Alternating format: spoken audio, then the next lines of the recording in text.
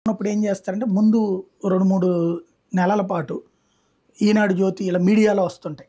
అనర్హులకు బోల్డ్ అంతమందికి ఇచ్చేసారు. వైఎస్ఆర్ కాంగ్రెస్ పార్టీ వాళ్ళకి డబ్బులు తీసుకుని ఇచ్చారు, వాలంటీర్లు డబ్బులు తీసుకుని ఇచ్చారు, నాయకులు డబ్బులు తీసుకుని ఇచ్చారు, దొంగలు వాళ్ళు దుర్వినియోగం చేసేసారు, ప్రజా సొమ్ము తినేస్తారా, వాళ్ళందరిని లోపల వేయాలి, ఇట్లాంటిది రాసుకొస్తారు. ఆ తర్వాత దాని మీద ఇన్స్పెక్షన్ పెడుతున్నాం అని బిగిన్ చేస్తారు.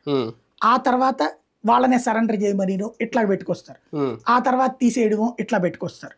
కాకపోతే అది పాత రోజుల్లో అయితే ఇట్లాంటి ఒక గేమ్ అంతా నడిచింది. కానీ ఇవాళ తీస్తే ఒప్పుకునే పరిస్థితిలో ఉండరు. ఇవ్వకపోతే పట్టించుకోకపోవచ్చేమో కానీ తీస్తే ఒప్పుకోరు.